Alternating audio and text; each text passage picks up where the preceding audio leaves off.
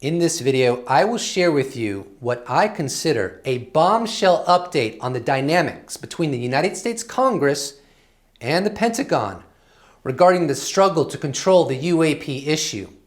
This revelation was given to me by an excellent source that wishes to stay off the record. Suffice to say, he has great connections. And no, it's not Elizondo.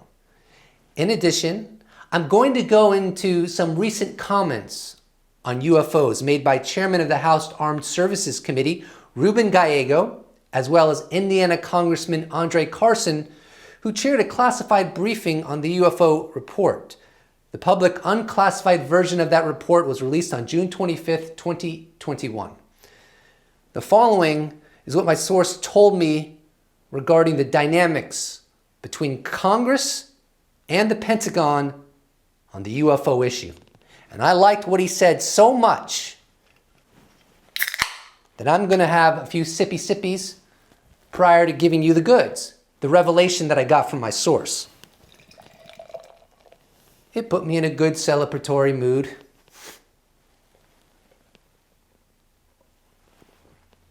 Let's go. My source claims there's a huge clash going on right now between the Pentagon and Congress over who has control of the UAP issue. Now, the good news is that Congress is winning and will ultimately be victorious. The truth of the matter is that senators on the Armed Services and Intel committees had their minds absolutely mystified by the classified videos they watched during classified briefings. So much so that they now know that the UAP they saw in those videos aren't stemming from Russian or Chinese technology, and they are examples of the most incredible of what's been detected by the United States Navy. So the consequence of this, frankly, is they are aggressively pushing for transparency because they now realize that the Pentagon has been misleading them on this issue in excess of 70 years and doing things like telling committed, respectable pilots, just as a single example, that they're crazy when they claim they've encountered UAP during their flights. Consequently, Congress is legitimately furious about this. And you want to know what? Well, they're the ones that control the purse strings. Because they control the purse strings, oversight and investigations on this subject will be in a much superior place a year out from now. Of course, the Pentagon is currently feet dragging, but well, that won't alter much. Now this is big, so listen carefully. The senators are also now aware of the analysis of exotic materials that has been done within the U.S. government through hired contractors. And I'm assuming my source is referencing aerospace companies as to who the contractors are that have done the analysis on these unusual materials.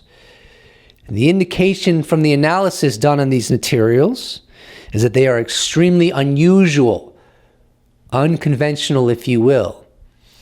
Now, this is my quick personal commentary. The suggestion from my source seems to be that they know that the U.S. government has UAP debris. Now, this next one is a doozy. Not only have sightings significantly escalated, and I think my source is referencing sightings around military properties, such as warships, but the way these sightings are ensuing has also significantly escalated, meaning the UAP have become more willing to be visually seen, to be recorded and documented using equipment like FLIR cameras, and they are loitering for longer periods of time where they can be witnessed and are witnessed. As a consequence of this uptick in UAP activity, the United States Congress has felt an urgency to immediately get to the bottom of this incredible enigma.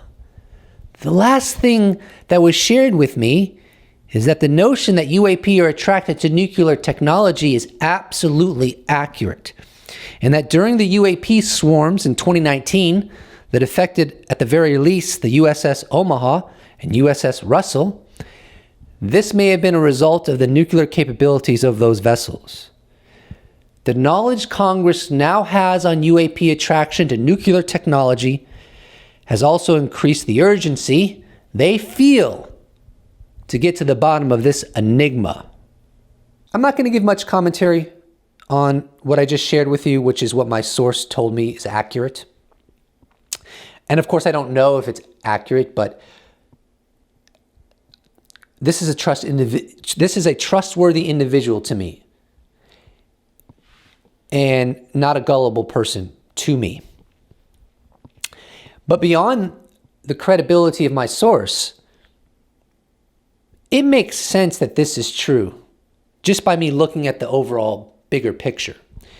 And just to give you an example of that, I don't know of one member of the Senate or the House that has been given classified briefings on UAP that has thrown cold water on this issue. The closest I've seen to that, frankly, is Ruben Gallego, where he said that the administrator of NASA was being irresponsible for giving too much credence to the potentiality that it could be extraterrestrial. But interestingly enough, very recently, Ruben Gallego was interviewed, and he said, hey, this could be from extraterrestrials. So we have Ruben Gallego. We have people like Senator Marco Rubio, who has said that, I hope whatever this is, it's not coming from the Chinese or the Russians, because if that's the case, the United States is in a lot of trouble. The administrator of NASA, Bill Nelson, has stated the same thing. Mitt Romney, I think he's in the Senate, and he ran for presidency. He said he doesn't believe these UAP stem from adversaries. And I think he's a senator, but he definitely said this. Senator Martin Heinrich also said he doesn't believe, or he can't even imagine, that this technology is originating from China or Russia, because it's so much more advanced than anything the American government has rolling around Area 51 or otherwise.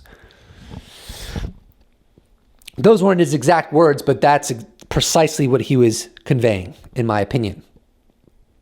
And so what would elicit that kind of response? Do you think that the 3 UFO gun camera videos that got released publicly would? Because I don't. I think they would have had to have seen higher fidelity data, because they know that they have an influence and that what they say travels and has an impact on people. They are not YouTubers like me, who I can just get in front of the camera and I don't have to watch every little word I say, concerned for how it's going to impact the American people. But senators have to do that. The administrator of NASA, Bill Nelson, has to do that. And other people. We've also heard former President Barack Obama say that there's records of vehicles maneuvering in ways which defy understanding. Former Director of National Intelligence, John Ratcliffe, said that this technology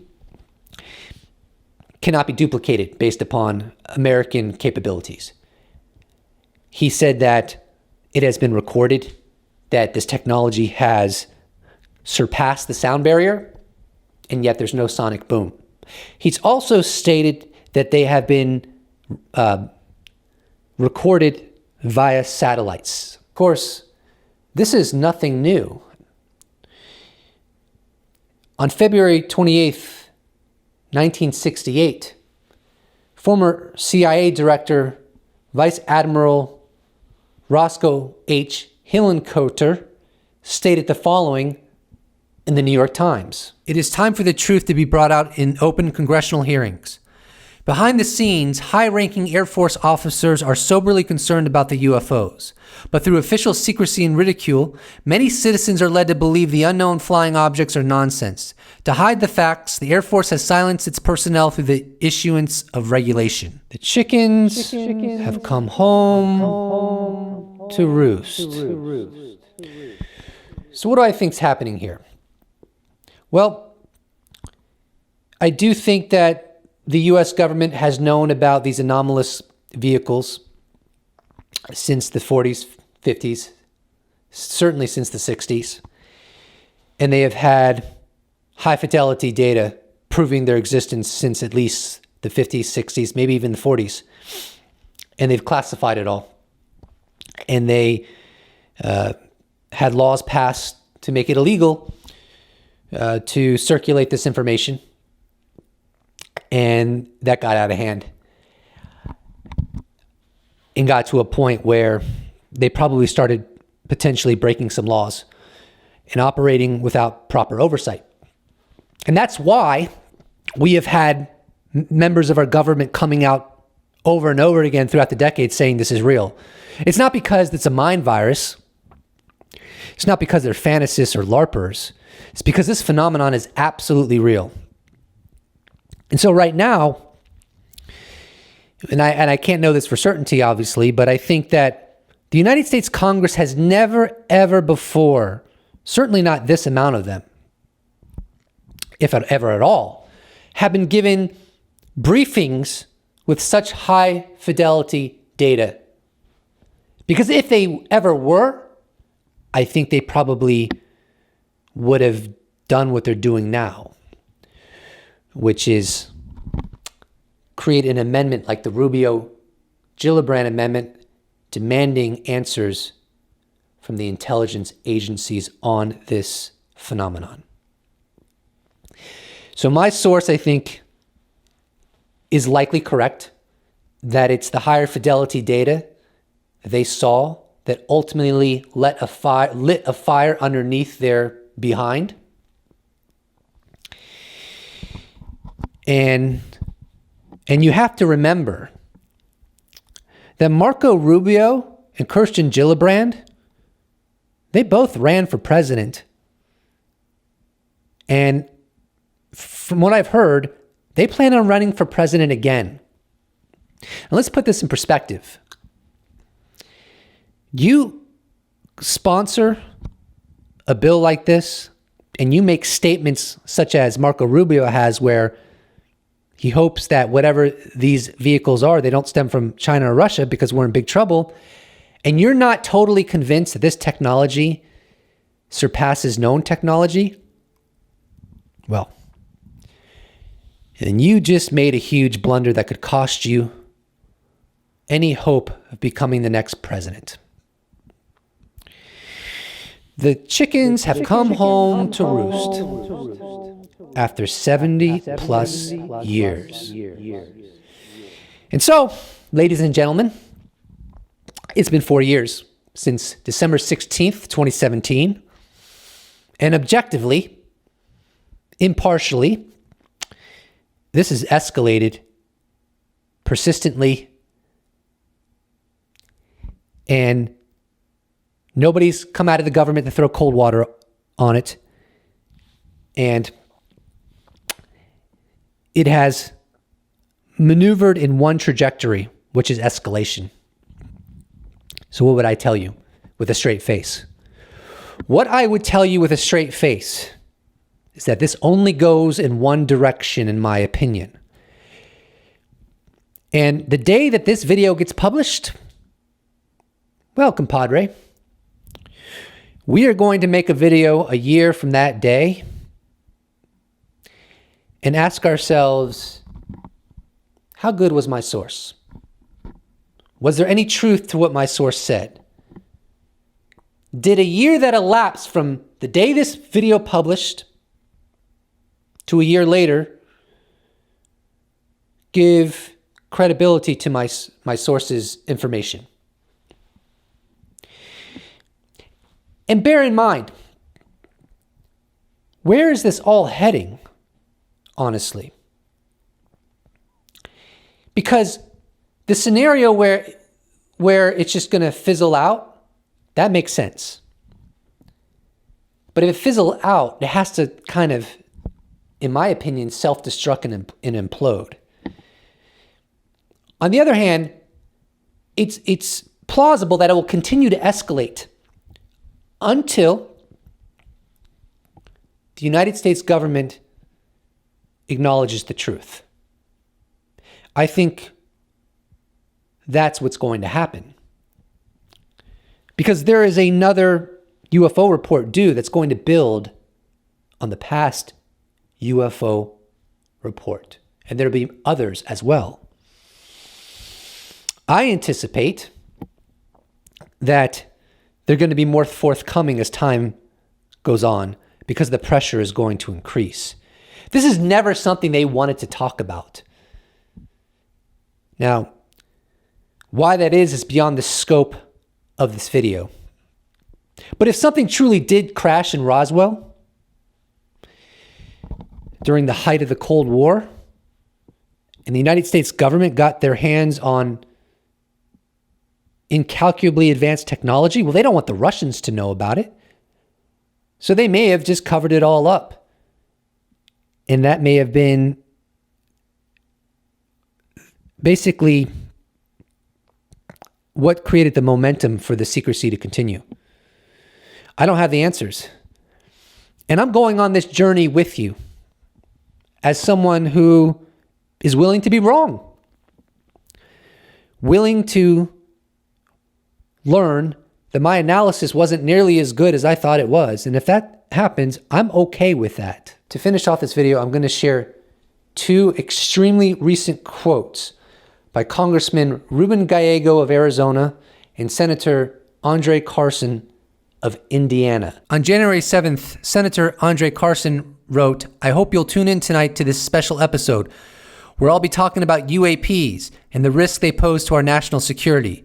Now, while I recognize this was on the TV show Ancient Aliens, which from what I hear can be pretty ridiculous, I was able to watch this episode and it was all about recent current events and it was quite excellent. In that episode, Senator Carson stated, "We don't want to trivialize this matter. We want to make sure we remove the stigma while engaging with some of our civilian organizations who are seeing these things and working with the government in ensuring that if it is otherworldly, we will have internal controls in place to protect us and to engage in the event that that happens in a healthy and safe way." On January 11th, Representative Ruben Gallego stated the following on the website astartingpoint.com. "There's a new renewed sense of Congress that we need to know what's going on, and us burying our heads in the sand is not going to help find an approach to this. I'm not of the person that says like, oh, there's definitely some little green men in those UAP out there. What I'm saying is, if we have a problem, the problem is we have these unidentified objects. And if you have a problem like that, then you need to have a solution to do that. And in order for you to have a solution, you need to have a study and treat this like a real potential threat it is. When I say potential threat, it could be some really advanced Russian weaponry, some really advanced private weaponry. It could be natural things that are happening in nature that are affecting our radars, or yes, it can be extraterrestrial at the same time." One thing is for certain from that quote. Representative Ruben Gallego is convinced that whatever technology this is that's being encountered is quote unquote really advanced. Please do not forget to subscribe. And if you'd like to support this channel, you can check out my merch shop where I sell t-shirts. You could become a patron. You could become a YouTube member. You could give me a one-time donation. All of those potentials are in the links below. Or you could just slap a like on this bad boy and I will appreciate it so much. Thank you so much for watching and I look forward to seeing you in the next episode. Special thanks to all patrons, YouTube members, those that have bought merch, those that have given me a one-time donation. I couldn't do without you. Thank you so much. See you in the next episode.